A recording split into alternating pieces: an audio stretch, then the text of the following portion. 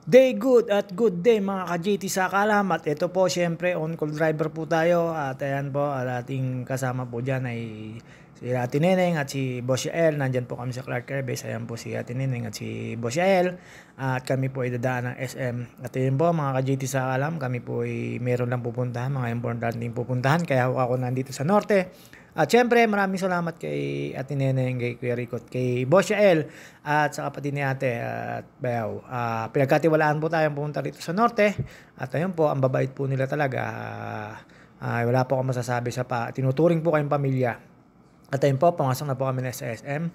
At dyan po, ako'y umikot-ikot at SM Clark, Pampanga, mga ka-GT sa Kalam. At ayun po yun, maaga po yan, pero marami pa po kami pupuntahan, kaya po kami dumaan dyan. Siyempre, kumain lang po kami at nag-ikot po kami ni Boss Yael. Ayan po, ang bida ngayon, si Boss Yael, na lagi pong gusto, nakain. Ayun po, ikot-ikot lang po kami dyan, mekos-mekos lang po kami dyan, mga ka-GT sa Kalam. At yun po, kaya po kami pumunta dyan sa Clark, meron pong binisita, at nawala na naman po yung welcome Clark Air Base na Arco dati. At yun po, nabago na po, nakalagay na po Clark Freedom, welcome to Clark Freedom. At ayun na, laki na po ng pinagbago niyan mga ka-JT sa Kalam. At ako rin po, matagal na hindi nakapunta dyan sa Clark. At ayun, natutuwa naman po ako, tumikot-ikot po kami dyan, nagmekos-mekos lang po kami dyan sa Clark Freedom. Tapos ayun po, kasama ko si Boss Yael para kami ipapalabas na po dyan. At pagkatapos na po namin kumain dyan, busog sarap po kami ni Boss Yael dyan mga ka-JT sa Kalam. At ayun po, pagtapos po namin dyan, at ayan, SM Clark Pampanga, narating ko na rin po. At ayun, dire-diretso na po kami palabas niyan. Tapos dumaraan mo kami ng Manawag. Pagdating po namin dyan sa Manawag. At ayun po, dumiretso po muna kami sa CR dyan ni Boss Yael. At shoutout nga pala po kay Edwin Enolba. Ayan, nagpakita po ang bida, si JT sa Kalam. At saka po, syempre, shoutout po kay Major number 1 at Major number 2. At sa mga pamangkin ko, shoutout po. Tapos ayan, diretso kami sa comfort room. May bayad do.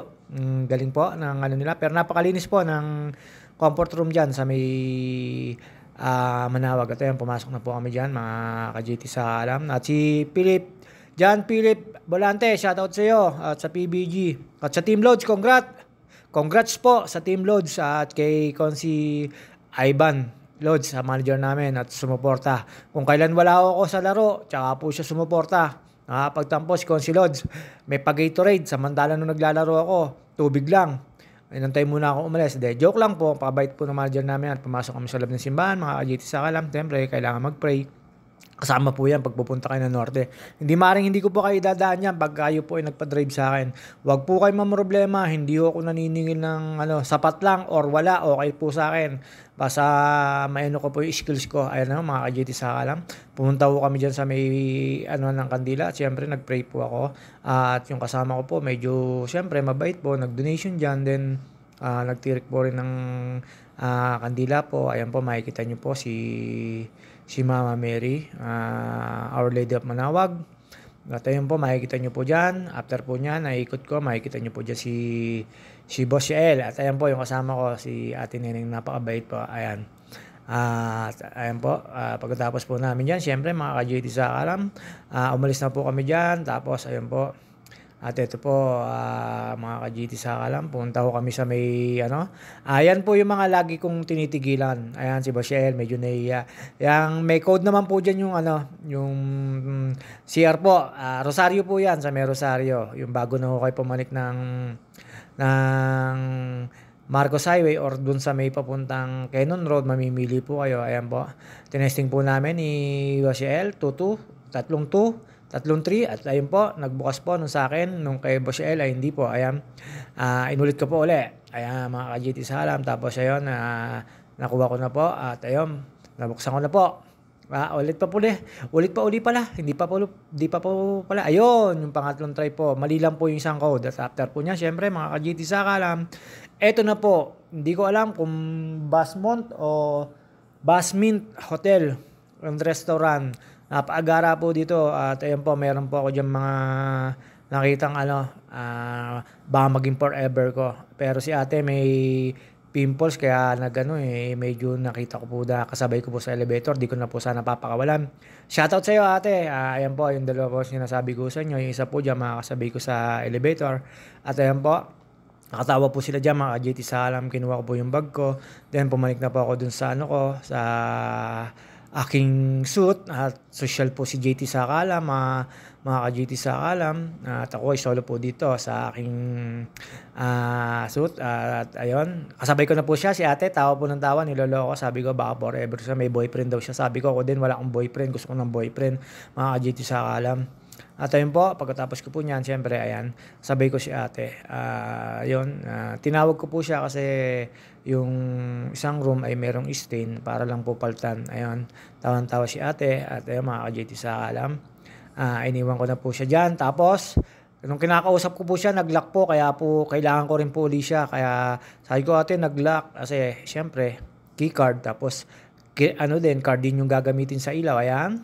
Kita nyo naman po, ang ka-JT sa kalam, big time. Tapos, ayan po, ilalagay uli, mga ka-JT sa kalam. Hindi ko akalain na ganito po yung aking dadatnan at maraming salamat po sa nagpa-drive sa akin at napakabait po talaga. At ayan po, mga ka-JT sa kalam. Hindi ko akalain dadanasin ko to. Ay, sarap-sarap. Sarap buhay.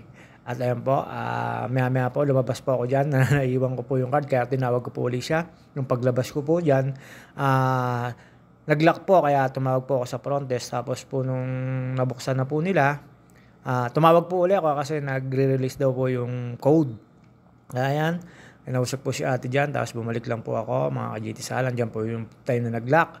Nalimutan kong kunin. Ayan, mamamatay po yung ilaw. Tapos ayan, babalikin ko po ulit yan, mga ka-JT Salan. Tapos pagkatapos po niyan, ayan po, overviewing po. Ayan, SM po yan, makikita nyo dyan. Ayan, malaking ilaw po dyan. Ayan, SM po yan. Yung maraming ilaw na po yan. SM Baguio na po yan.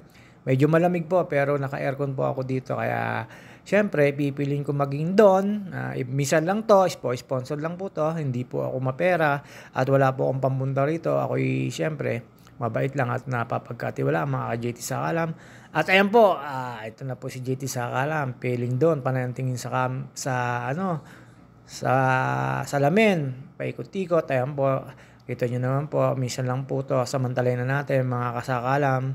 At ayun po, shoutout nga pala po, inuulit ko po nga pala, shoutout sa Team Lods at nanalo, bound to semis, Manager Lods, at ayun, Santino, shoutout sa iyo. Medyo 1 linggo ata ako dito, di ko alam, basta on vacation, JT Saka lang.